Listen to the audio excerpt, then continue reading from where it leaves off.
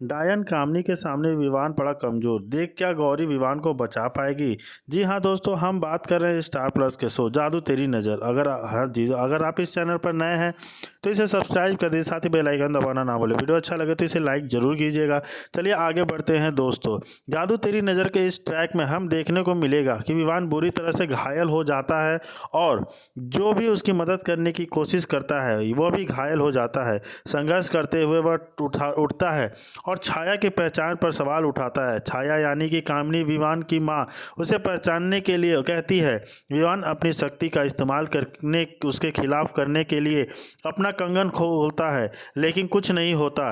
उसकी शक्तियाँ काम करना बंद कर देती हैं और वह असहाय खड़ा रहता है। रश्मि यह देखकर चौंक जाती है और छाया एक बार फिर विवान पर हमला करती है।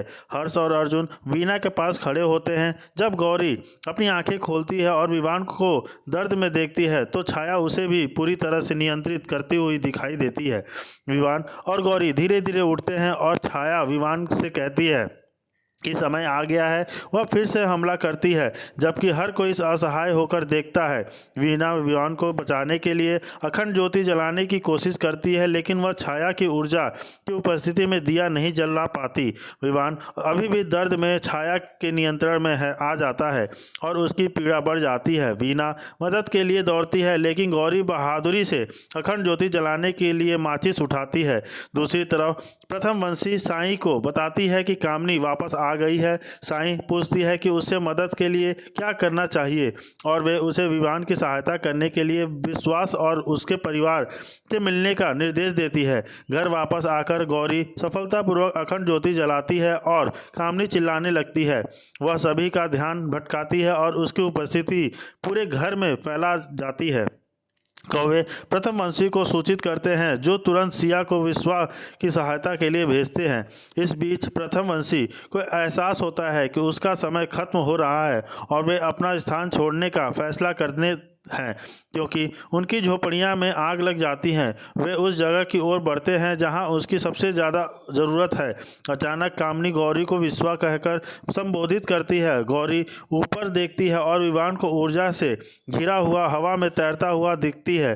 परिवार सदमे में है और विवान को चोटल है और खून बहता देखकर गौरी तबाह हो जाती है और दृढ़ निश्चय हो कि उसकी मदद करने के लिए नई ताकत के साथ खड़ी होती है।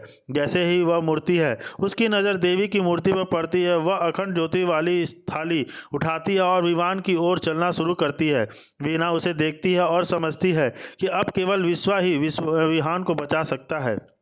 गौरी विवान को आरती दिखाती है और एक जादुई रोशनी बनने लगती है। धीरे धीरे विवान नीचे उतरता है और हर्ष और अर्जुन उसे पकड़ने के लिए दौड़ पड़ते हैं। हर्ष विवान के शरीर में घुसी हुई वस्तु को निकालने की कोशिश करता है, जबकि रश्मि वीणा को बताती है कि गौरी, हर्ष और अर्जुन उसके घावों को भरने की पूरी कोशिश कर रहे हैं। परिवार भ्रमित है और डरा हुआ है और वे छाया की पहचान के बारे में सोचना शुरू कर देते हैं। महेश का सुझाव है कि छाया कामिनी हो सकती है, लेकिन वीणा जोर देकर कहती है कि कामिनी अब जीवित नहीं है। वीणा से कहती है कि उन्हें आखिरकार बच्चे को सच्चाई बता देनी चाहिए, लेकिन वीणा अभी चुप रहने को फैसला करती है और चेतावनी देती है कि विवान जल्द ही सवाल पूछ सकता है और वे शायद ज़्यादा समय तक सच्चाई को छिपा ना सके। और जी दोस्तों, वैसे ही आने वाले ट्रैक में और देखते हैं कि क्या होता है। क्या विवान सच में कामिनी के साथ जाएगा या गौरी उसे बचा पाएगी उन बुरी शक्तियों से जिससे वह घिरा हुआ है और जिससे वह बहुत घायल भी है। चोट में तेज दर्द महसूस होने लगता है। गौरी चारू से विवान के बारे में सुनकर उसके कमरे में जाती है। अर्जुन और हर्ष उसे विवान के कमरे में घुसते हुए देखते हैं। अंदर गौरी गुस्से में विवान को थप्पड़ मारती है। वह उस पर किसी कॉन्ट्रैक्ट पर हस्ताक्षर करने के लिए मजबूर करने और मामले में चारू को शामिल करने का आरोप लगाती है। गौरी के गुस्से से हैरान हर्ष और अर्जुन विवान से उसके आंसुओं के बारे में पूछते हैं, लेकिन वह दावा करता है कि वह नहीं जानता कि वह किस बारे में बात कर रही है। चारू कॉल आता है। वह बताती है कि विवान ने कुछ भी गलत नहीं किया और रेखा ने ही उसे बार में जाने के लिए मजबूर किया था। अपनी गलती का एहसास होने पर गौरी विवान पर आरोप लगाने के लिए दोषी महसूस करती है और तुरंत माफ़ी मांगने जाती है। अर्जुन और हर्ष उसके पीछे पीछे जाते हैं। यह जानने के लिए उत्सुक है कि क्या हो रहा है। गौरी विवान से कहती है कि उसे अपने किए पर पछतावा है और वह माफ़ी मांगती है, लेकिन विवान ठंडे अंदाज में जवाब देता है। कहता है कि वह केवल दिखावा कर रही है। तभी रश्मि सभी को पूजा के लिए बुलाती है, लेकिन विवान कुछ काम होने के बाद कहकर शामिल नहीं होता। बाद में परिवार को पता चलता है कि विवान अपने आसपास की नकारात्मक ऊर्जा के कारण दूर रह रहा है। पूजा के दौरान वीना अखंड ज्योति जलाने की तैयारी करती है, लेकिन दिया जलने से मना कर देता है। गौरी देखती है कि विवान सीढ़ियों पर दूर और परेशान खड़ा है। वीना दिया जलाने की कोशिश करती रहती है, लेकिन अजीबोगरीब चीज़ें होने लगती हैं। दरवाजे अपने आप खुल जाते हैं और एक खौफनाक माहौल बन जाता है। रश्मि इन अजीबोगरीब घटनाओं के लिए विवान को दोषी ठहराती है, लेकिन विवान बाद से कहता है कि उसे बाहर जाने की ज़रूरत है और वह अनुष्ठान के बाद वापस आएगा। वीना जोर देती है कि उसे नहीं जाना चाहिए, लेकिन महेश सुझाव देता है कि अगर विवान बाहर निकलेगा तभी पूजा जारी रहेगी। अनक्षा से विवान चला जाता है। हालांकि रश्मि उसे फिर से बुलाती है और उसे खुद दिया जलाने के लिए कहती है। जैसे ही वह कोशिश करता है, उसके पुराने घाव में दर्द बढ़ जाता है और वह एक रहस्यमय छाया को अपने पास आते हुए देखता है। गौरी बहुत दुखी होकर वीना से कहती है कि परिवार विवान के बिना पूजा ठीक से नहीं कर सकता। वह इस बात पर जोर देती है कि आज पहले से कहीं ज़्यादा विवान को उनके समर्थन और मौजूदगी की ज़रूरत है। हर्ष सहमत हो जाता है, विवान को वापस लाने का फैसला करता है। तभी कुछ असाधारण होता है। विवान हवा से लटकता हुआ दिखाई देता है और अजीब साया घर में घुसा जाता है, जिसे सभी हैरान रह जाते हैं। और उसी तरह विवान बहुत कोशिश करते हुए रोकने की कोशिश करता है, लेकिन वो नहीं रुक पाता है। गौरी को कुछ असहज महसूस होता है। लगता है उसे कि कुछ तो गड़बड़ है। विवान हम सबसे कुछ छुपा रहा है, लेकिन क्या? वह इस सब चीज़ों को समझ नहीं पाती है। लेकिन वो जब साया देखती है तो उसको बहुत ज़्यादा डर लगता है कि आखिर ये क्या चीज़ है। घर वाले सभी परेशान हैं पूजा को लेके, क्योंकि अखंड ज्योति की जलाने की कोशिश नाकाम होती है। वो कितने भी कोशिश करते हैं, लेकिन वो अखंड ज्योति नहीं जला पा रहे हैं। विवान परेशान होकर मदद के लिए हर्ष के पास जाता है और साथ में वे गौरी की तलाश शुरू करते हैं। इस बीच सुनहरी गौरी को प्रभावित करने के प्रयास में अपने जादू का इस्तेमाल करती है। उसने प्रयासों में के बावजूद भी विवान और हर्ष उसे खोजने में असमर्थ हैं। यहाँ तक कि अर्जुन भी खोज में शामिल हो जाता है। सुझाव देता है कि वे कंगन की जांच करें, लेकिन गौरी अभी भी गायब है।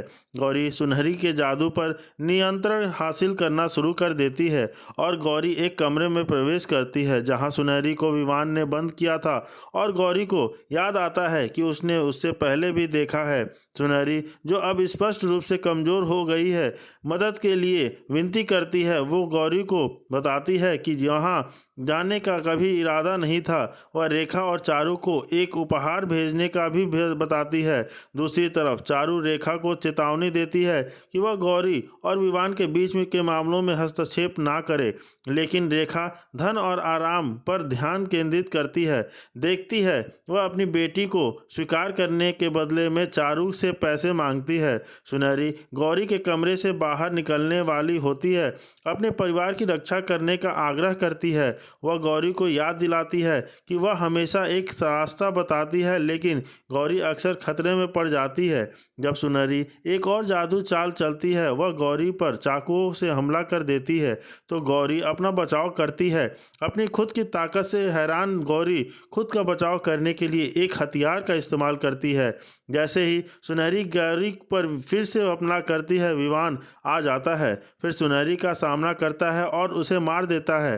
सुनहरी के मरते ही दो अन्य चुड़ैल पर भी विवान की शक्तियों से मारी जाती हैं। गौरी की रक्षा करने के लिए विवान घटनाओं और उसकी शक्तियों को, उसकी यादों को धीरे से मिटा देता है। गौरी बेहोश हो जाती है और चुड़ैलों के खत्म होने के साथ ही छाया लोक के दरवाजे खुल जाते हैं। घर वापस आकर हमेशा नवरात्रि पूजा की तैयारियों में व्यस्त हैं, बानी को बताती हैं कि विवान ने तीनों चुड़ैल के खतरे को सफलतापूर्वक खत्म कर दिया है। हालांकि रश्मि चिंतित है रहती है कि उसे डर है कि कहीं और भी चुड़ैले ना आ जाएं। वीना उसे आश्वस्त करती है कि खतरे की उस स्थिति में प्रथम वंश को चेतावनी दी जाएगी। हमेशा वह महेश यह भी बताता है कि आदरणीय बड़ी भाभी जल्द ही आने वाली हैं, जिससे आगे की तैयारियां शुरू हो जाती हैं। बाद में गौरी को होश आता है और वो खुद को अकेला पाती है। वह हमेशा के लिए घर छोड़ने का फैसला करती है। विवान उसे रोकता है और जोर देकर कहता है कि अगर वह अभी चली गई तो वह कभी वापस नहीं आ पाएगी, भले ही उसे बाद में इसका पछतावा हो।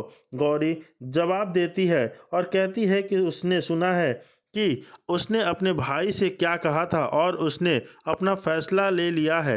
वह कहती है कि पिछली रात की घटनाओं के बावजूद कोई भी ऐसी परिस्थितियों में नहीं रहेगा।